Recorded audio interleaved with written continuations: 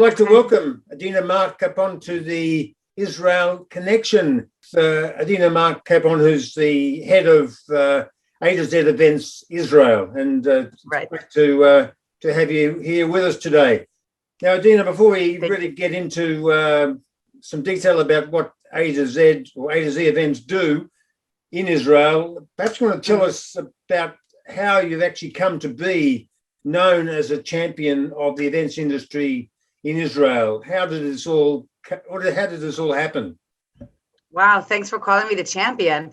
It started out almost as a necessity, and then it turned into something that I love and I'm good at, and did become successful at, and known in the industry.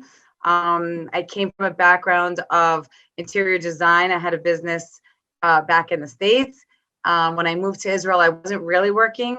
At first, I was focusing on the Aliyah process, having 5 children, and all of that entails. Fast forward a bunch of years later, and I found myself a divorced mom of 6, and had to figure something out. And that's what I did. I started out. My brother was my younger brother was starting out as a tour guide. He asked me for some help with just some, correspondence. I was good at writing and corresponding, and help, and he just needed a little help putting himself together. And I saw that a lot of his requests were families who were coming in for their bar mitzvahs or for their weddings. And they were asking him things that had to do with hey, do you know a photographer? Or, hey, do you know where we could, have a party, and things like that. So I saw this obvious need, bridging the gap for people who were coming from overseas to Israel to celebrate their momentous occasions. And I saw a place that I could fit in really well, knowing the customer service aspect of it, knowing their levels of expectation from where they come from. And on this end, understanding the culture and the language, that I would be able to do something successful, which is what happened. But before all this happened, or at the very beginning of your life in a new country, there's an unfortunate event that occurred in your family where you lost your mother in a terror attack. Now, you've expressed this before, but do you want to give us some details of when this happened? What were the circumstances? Sure. That was the trigger that brought us to Israel. The main cause or trigger. So I was living in New York with my husband at the time. Husband.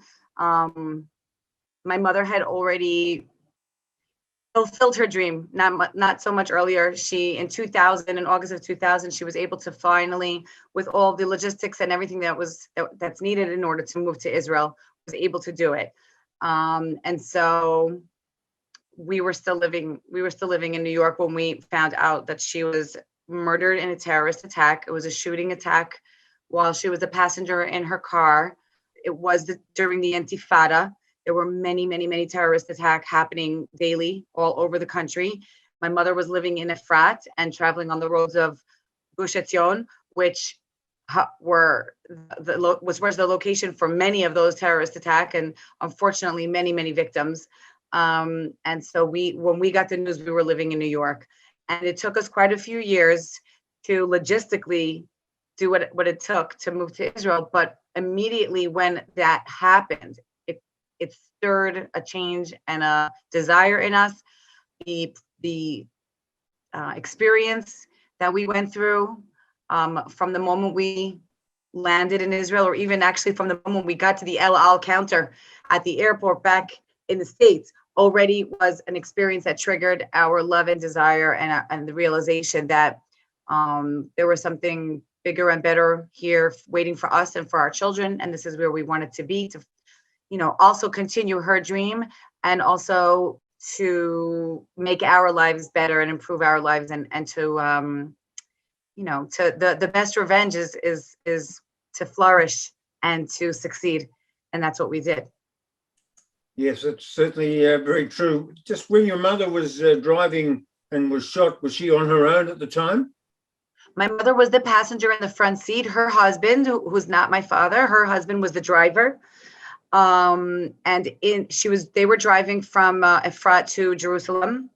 And in the back seat was one of my brothers who was here visiting our mom. He was single, here on vacation visiting my mom. And they had picked up, here in Israel, it's pretty common and okay and safe to pick up tramps. So they had 2 tramps in the back seat of the car next to my brother.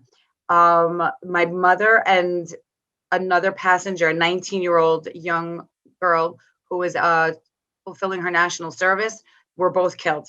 My brother was seriously injured, and her husband, who was driving, was also seriously injured in that attack. Well, yeah, I'm sorry that I have to remind you of all that, but certainly for our listeners, it's always worthwhile to know what happens. It's a sad moment to remember. I always just feel like it's important to highlight that she fulfilled her dream, had never been happier. She had only was able to live here for 9 months. She moved in August of 2000, and the attack was in May of 2001. So for 9 months, she was probably the happiest that she's ever been. She fulfilled her dream. She was able to do many, many things to support the land and the country and things that she loved while she was here. She triggered our move. And many, we're a very close family. We're a lot of cousins, first cousins, aunts and uncles, and they also did. A lot of my family also moved in response to my mother's murder. And so those are the parts that we want to highlight. We want to highlight the parts that we support and propose and condone moving to Israel and following your dream. And not everybody, unfortunately, will see the same fate, but it is what we believe is the right thing to do. And we feel like that's the positive part that we want to look at. Well, it's great that you weren't daunted and you've achieved such a triumph, and that's what we're talking about right now.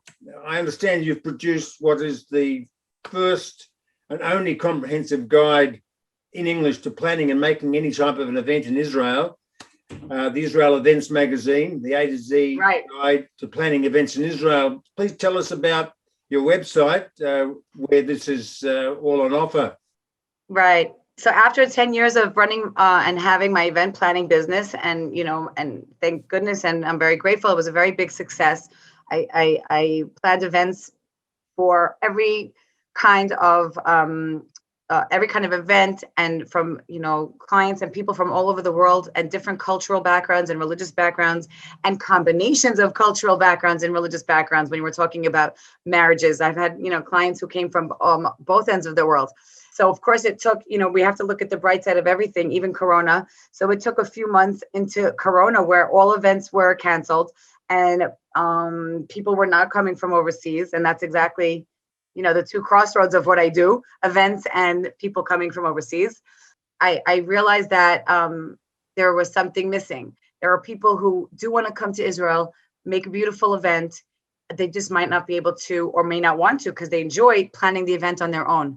They don't have a guide, they don't have a place, they don't have a resource in terms of language and in terms of something comprehensive. I mean, there was like little kind of mini guides, some that were focused on bar mitzvahs and some that might have been focused on weddings and some that might have been somewhat in English, but they weren't really giving the platform for all of the Hebrew-speaking events industry professionals. They didn't know where to find each other. So I realized that after all of my years of being in the industry, I could combine the two and I could create a platform for the Israel events industry professionals who are looking for Anglo clients and the Anglo clients who are looking for Israel event industry professionals, and to create a comprehensive guide that includes weddings and bar mitzvahs and bat mitzvahs and family reunions and anything that is related to the events industry in Israel.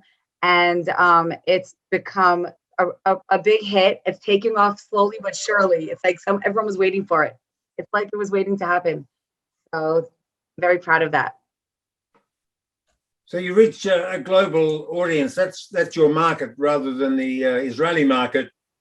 Yes. Do you manage to deal with multiple languages from people coming from overseas? How do you I mean, English is probably your mainstay, but do you cope? Yeah, at this point, we are focusing on, at this point, we're focusing on English speakers in Israel and worldwide. And we're going to see, we're keeping our finger on the pulse to see if there's also a need for other languages. If I had to guess, it would probably be French, maybe Russian, and maybe Spanish. But at this point, we are focusing on English speakers worldwide and from Israel who want to plan their special event in Israel. On your website, you have a vendor directory, which helps you track down whatever you might need or want to run your own event. Does that kind of undercut your service? Can people go there and do a self-service of what they need to run their own event? Well, yes, they can. And that's the point. The point is that anyone can self-serve, plan an event in Israel if they want to. And exactly the opposite of what you said. It doesn't undercut at all, because there's two types of clientele. There's a clientele who wants to hire an event planner, and there's a type who doesn't. It could be for financial reasons. It could be because they really just enjoy it. I mean, it's kind of comparable to interior design. There are some people who love doing it on their own, even if they could afford an interior designer. And there are some people who want to hire someone who's going to do a lot of the legwork for them, or hold their hand, or give them a lot of their, professional experience and guidance. And with event planning, it's very, very much the same. So in my opinion, and so far I'm right, the people who want to hire an event planner are still going to hire an event planner, and the people who want to do it on their own are going to do it on their own. And I don't feel like there's any in other words, there's no overlapping, and there's no conflict of interest, because there's a market for both. I also believe in my business, in what I do on social media and in marketing and everything. I'm a big believer in promoting and sharing my vendors and the people, my colleagues that I work with. So I love to tag on social media and talk about the photographers or the florists or the makeup artists or the DJs or anyone that I work with. And I have no problem with someone clicking on that link and going and hiring themselves for their own party in their bar mitzvah. I love to be generous. And I believe that, again, there's no conflict of interest, because hiring an event planner, it doesn't just entail clicking on a link and making a phone call. We do a lot more than that. There's a lot of services provided, and that's what you pay for, and it's worth it. And for some people, it's worth it, and that's what we're here for. So I love to be generous. That's great to hear. That's certainly the way to go, I think, in the world that we have. You've already alluded to the situation that you were in under COVID-19.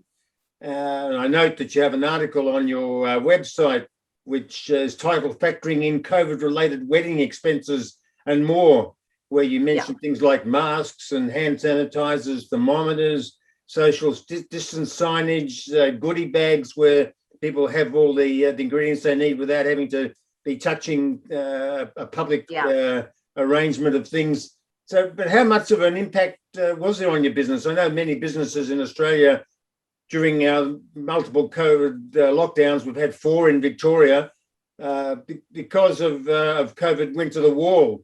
How have you managed to ride the wave, and now you're doing okay, even though, as far as Australia is concerned, you're not going to get many people now buying into having an event in Israel, because we can't simply leave the country. If you leave the country, if you're going to come back, it's extremely difficult. Australia is restricting people coming through back to Australia in quarantine. So people are not really in a position to leave the country and go to Israel and do events. It's still a little bit in the future. Yeah, we went through that period of time. We learned to be very, very, very creative, and we learned to be very, very, very just figure things out of the box. So I think ride the wave is a great term that I love for how I managed to go through COVID, because prior to March 2020, when everything sort of when the proverbial hit the fan. So prior to that, the majority of my clients were from overseas, and I think they still are. However, there was a nice pivot to the local clients, meaning people who are living in Israel. Again, mostly Anglo. Anglo means, to me, when I say Anglo, it means they're English speakers. They could be Olim who live in Israel from anywhere in the world that their main language is English. Their mother tongue is English, but they're living in Israel. So that became the norm for the past year and a half. People were very, very confused and very, very overwhelmed. And they just literally, I had people call me who had already made 2 or 3 or 4 weddings for their other children. And now they're like, I don't even know what to do with myself. I don't even know how to do this. We need someone who could help us through. And so what I realized that I needed to do is to be on top of things, on top of the ever changing guidelines and restrictions and possibilities, as well as thinking out of the box of ways to work within those guidelines and possibilities. We only worked within government regulations and what was allowed and safe, as opposed to other things that went on underground. We were not part of that. But lots and lots of clients for mostly weddings. I would say, like, during our lockdowns, the priority was for people to have their weddings. Bar mitzvahs and bat mitzvahs, unfortunately for those young girls and boys, were pushed to the side, and rightfully so. But weddings, and especially in a religious community, religious couples, we tried not to push them aside as much as possible and do them pretty safely. So we came up with really great ideas like the hand sanitizers and signage and dividers on the dance floor and color coding, what we called capsules. We would divide people into capsules of 20, and each capsule would have their own color. And we told them where that color would sit and where that color would dance, and when they would be invited to the buffet to partake in the food. So we were very, very creative out of the box. And also, the idea was not to only be sterile, but also to be celebratory and happy, and make the couple feel like they were really at a festive event, which it was. So we did that a lot, and thank goodness for that, for people being flexible and willing and able to and for us to be able to do that. Now, with things that can go wrong, we've already discussed one major thing that was an impediment to smooth sailing. So other things can go wrong. I'm just interested to know when you need to summon up your resources. I've heard it said that at times you almost need to have a diploma in family counselling to deal with some of the situations that go on. Do you want to perhaps give us examples of some of the odd situations that you've had to deal with? There's been many. There have been many. And what I tell clients when they, I can always tell when that conversation's coming, when they're like, I need to tell you something, they're kind of like breaking the news to me about whatever like dysfunction is in their family or serious issue. And, really, I think every functional family has their own dysfunction, and every dysfunctional family is normal. So everyone has their story that they, feel is going to possibly negatively affect the planning or the event itself. And at the end of the day, my experience and what I've seen and I believe is that everyone wants a happy day and a successful event. And even if there's sometimes a lot of rocky moments along the way, at the day of the event or at the finish line, everyone steps up to the plate, so to speak. And no one's ever, like, God forbid, ever ruined an event. The types of, as far as for being, having a diploma as a family therapist, for sure, I definitely am. It's whether it's between the couple themselves or the parents, or when there's divorced parents planning a bar mitzvah, like really everyone has an issue. I've had people, the sister-in-law call me to tell me secretly that she's pregnant and no one's allowed to know, but it's important that they understand when they pick the date, when they choose the date, that it's gonna, work with the birth of the new baby coming. And I've had, people who, I don't know, like, one of the spouses who didn't actually tell their spouse that there was like a financial problem, and then they didn't know about it, and it was important for me to know. I had parents of the bride who told me, like, we're just waiting for this wedding to end so we can get divorced. Just like a lot of family dynamics. And I feel that they count on me, and I've been able to provide for them a safe place so that they know that as their event planner, I'm not only giving them professional advice and sticking to their budget and putting together logistics and, making the actual wedding and the event work, but also a confidant and a person who knows how to navigate these personal and family dynamics to make the journey of the planning, because it's a journey. I always tell people, don't just enjoy the day of the wedding, enjoy everything leading up to the wedding. Everything is going to be your, part of your memories and part of your experience. We want those months and weeks and days leading up to it to be as pleasant and enjoyable as the day itself. And I know, and I'm very happy and grateful that my clients do count on me to be that person for them. So many, different varieties of reasons why. But in the end of the day, it's very comforting for me to know that I have both of my talents or multiple talents that I could offer to the clients to help make it relaxing, pleasurable, and successful. You haven't ever had a bride or a groom decided the night before to they didn't want to go ahead with getting married? Oh my goodness, David, I did. I had a couple who I had a feeling that something was wrong. The wedding was on a Sunday, and on the night before, I always like to send a loving message to my brides and my groom. I call them my brides and grooms because we have like a nice relationship, and I really take them under my, into my heart. So I always send a message: get a good night's sleep. I hope you take a good hot bubble bath. I can't wait to see you tomorrow. The day's going to be perfect, or whatever fits their personality. And she didn't answer me. I thought that was strange. And I was a little suspicious, but then I said, nah, don't worry. She's just busy with all of the family that flew in from abroad. So she's just overwhelmed. And then the next morning, I texted her again and said, oh my gosh, it's such a beautiful day. And I can't wait to see you. And, your makeup artist is on the way, because that's the first thing that happens on the day of a wedding. It's very exciting when the makeup artist, shows up. And she didn't answer me. And I said, oh my God, I know something's wrong now. And it took a few hours for her to get back to me and say, I'm not sure if this is going to happen today. And it took a few hours for them. I don't know the details of what was going on, because you know what, David, as much as I do get very, very personally involved with my clients, and we have a very close relationship. And like I just said to you before, I really am a confidant for many, many, many situations. I also need to know when to step away, and when there's a place where I don't belong, and where I wait for them to come to me rather than trying to enter somewhere that I feel like might be borderline, those gray areas where maybe I need to wait for them. And so this was one of them. I felt like this was one of them. I knew that this bride was surrounded with her mom and her friends and her sisters. She couldn't be in any better place with better people around her. And so I felt like I needed to just step back a little bit. Give them a privacy and be that professional rather than, that confidant. And they decided during the course of the day to cancel the wedding.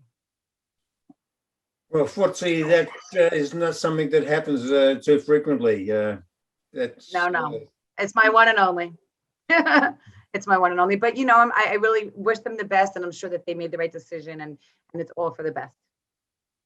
Now, I just want to say some of my own experience at this point, because I was on a trip to Israel, where this was in September 2019.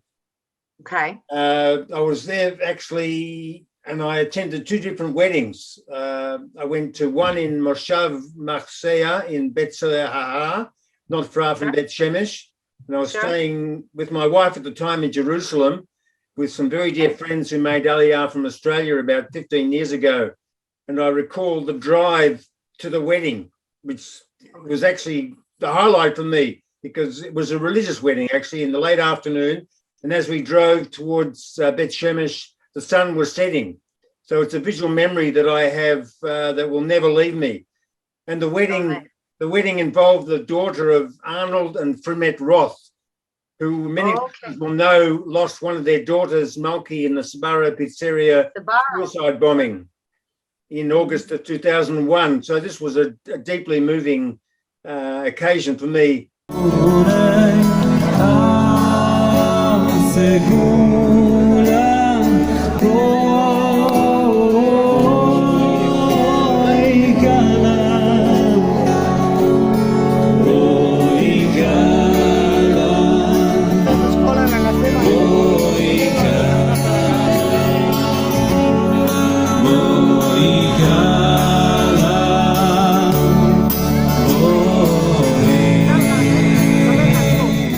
And I actually went to another wedding at the same time I was in Israel, a totally different wedding, which is on the rooftop of a venue in Jaffa, which involved the daughter of one of my family in Israel.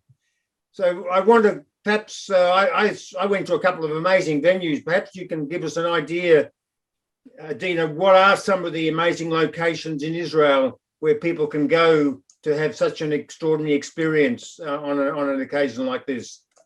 So you just really, described the variety of possibilities, or a very brief description of variety of possibilities that the venues in Israel offer. And I love getting to know each of my couples or my families or my clients, and getting to understand, like, what is their direction, what is their personality, what is their style. Is it going to be someplace in my chasiya, which is very, very urban and nature oriented, in a very, very specific location, right? It's not like a typical tourism spot, but it's beautiful and wonderful, and like you said, it offers that incredible sunset. Or is it going to be on the rooftop of Jaffa with the view of the city of Jaffa and perhaps the sea? I have clients who are very, very sure that they want something on the beach, or they want a forest, or they want an archaeological background, maybe someplace like Caesarea or Jerusalem. We have venues in Israel that are very, very, very nature oriented, meaning, like, I've had people come from overseas who say, like, we don't have things like this where we live. It's like all outdoors. There's no indoor structure, there's no air conditioning, but it's a stunning outdoor venue. Could be carved into a mountain. It could be on the beach. It could be on the forest. It could be, there's so many different places that you can reflect your personality, and you can reflect the type of event that you're looking for. And of course, everything depends on its personal taste. There's everything that you can want. Of course, we have beautiful indoor marble, lined floors and chandeliers, and we have beautiful hotels. So almost any place that someone who's coming from overseas to Israel is going to choose will give a flavor of Israel. Some in more than others, and obviously in different, in a different direction. But you'll always have some sort of flavor of Israel when you plan a destination event. That's what I call them, a destination wedding or a destination event, because you're coming from overseas to do it over here. Now, you've been asked before, Adena, about your favorite event, and back in October 2018 on ILTV program Israel in Style, you mentioned one between a Japanese woman who had converted to Judaism with a man of Russian descent they were living in Chelsea, Manhattan at the time. So we're now almost 4 years beyond that. Have you got anything that's trumped that particular event that's been... Wow, that's memory lane. You made memory lane. Well, since that event, I married off two of my own daughters. So I might want to say that those are my favorite.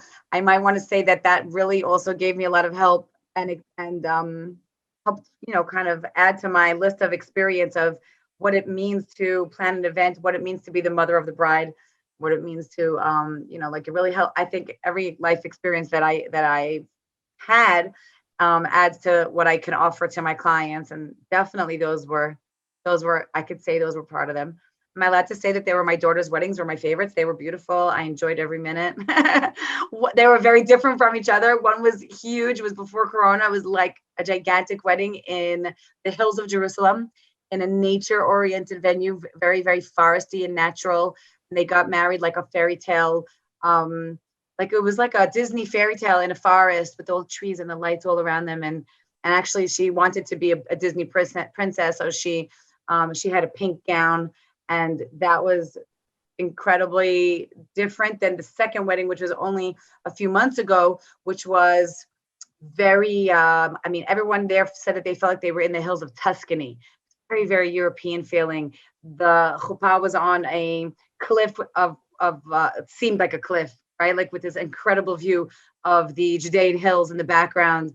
And it was a much more smaller, intimate event because it was in the shadow of Corona. It was after Corona. It was after the restrictions were lifted, but we felt that everyone was still in the mindset, like perhaps a psychological place of still feeling to need safe and not to be in these too large and too crowded events.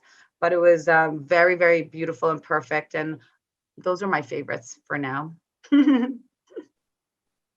Well, it's certainly great to hear you talking about so much good stuff that's happening in Israel that is tempting for us that we can't get to, but hopefully we'll be able to once again enjoy such great pleasures in the not too distant future. Do you want to give us the details? I really wish that for you. I wish that for you very, very soon. How we get in touch with you. Everyone can find me on Facebook at AtoZ Events Israel, or on Instagram, AtoZ, at AtoZ Events Israel. My website is AtoZEventsIsrael.com. And I'll be happy to hear from you from any of those. I mean, I'm also on LinkedIn and Pinterest.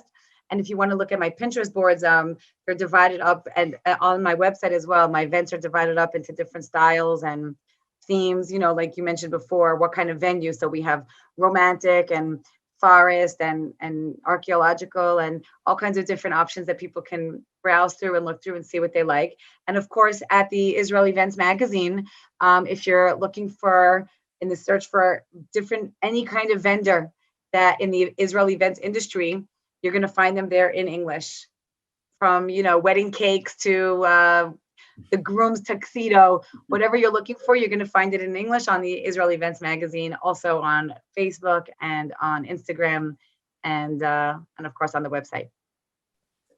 Well, it's been great to hear you telling us about the possibilities of coming to Israel and staging a fantastic, memorable event that'll change your life. So please, people, if you have anything in mind, get in touch with AtoZ Events in Israel, and I'm sure they'll be able to help you out. Yes, please do. I hope Australia will open up soon, and worldwide, that everyone's lives will return back to normal, and everyone's biggest dream and happiest moments is when they come to Israel and to celebrate a special event. We're looking forward to having you, and we'll welcome you with open arms.